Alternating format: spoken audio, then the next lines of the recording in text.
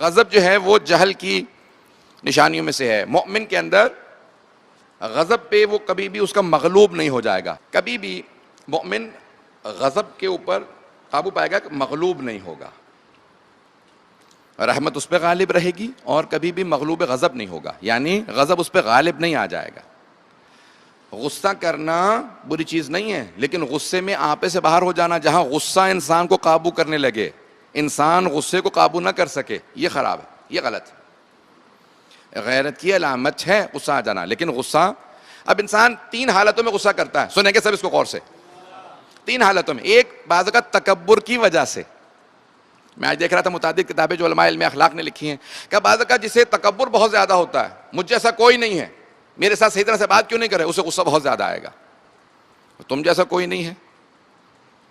انسان اگر اسی بات کو اپنے ذہن سے نکال دے کہ ارے مجھ سے بے انتہا افضل لوگ اسی دور میں موجود ہیں، مجھ سے بڑے بڑے بہتر لوگ پہلے بھی گزر گئے ہیں، کبھی بھی تکبر نہ کریں۔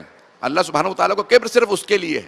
جب سرور کائنات نے، امیر المومنین نے کبھی تکبر نہیں کیا، ہمیشہ تواضع سے پیش آتے تھے۔ کبریائی تکبر صرف اللہ کے لیے ہے، اللہ کے ناموں میں سے ایک نام ہے المتکبر، کیونکہ اللہ سے بڑا کوئی نہیں ہے، صرف اس کے لیے تکبر ہے۔ بہت خاموشی سے سن رہے ہیں، اگر بات پہنچ رہی ہے مجھے خاموشی کچھ نہیں کہتی، میری بات پہنچ جانی چاہیے، صرف میری بات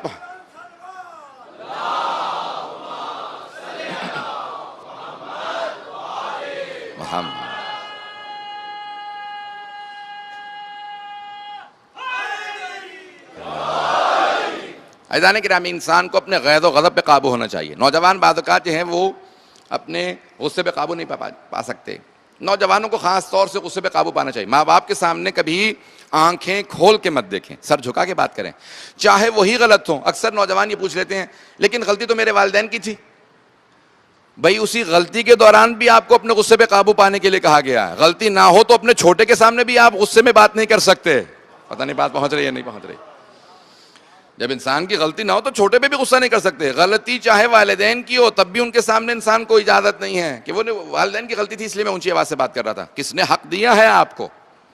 عزیزان گرامی، اس لیے اپنے غصے پہ قابو کرنا سیکھیں، نوجوان خاص طور سے۔ نمبر ایک، تکبر کی وجہ سے انسان کو غصہ آتا ہے۔ دوسرے، جب انسان دوسروں کو اپنے سے حقیر سمجھے، تحقیر کرے لوگوں کی، میں تو اتنا بہت بڑا نہیں ہوں لیکن یہ میرے سامنے بہت چھوٹا ہے۔ کیسے فیصلہ کیا آپ نے؟ دلوں کے راز تو اللہ جانتا ہے۔ بعض کا جسے آپ سب سے زیادہ حقیر سمجھ رہے ہوتے ہیں وہی اللہ کا مقرب بندہ ہوتا ہے، حقیر نہ سمجھے۔ تو عزیزان گرامی، پہلا تکبر کی وجہ سے غضب آتا ہے، دوسرا انسان دوسروں کو حقیر سمجھے، اور تیسرا جب انسان بعض اوقات دوسروں کا حق مار لے تو انسان کو بعض اوقات زیادہ غضب ہوتا ہے کہ میں اس کا کس طرح سے حق حاصل کر لوں۔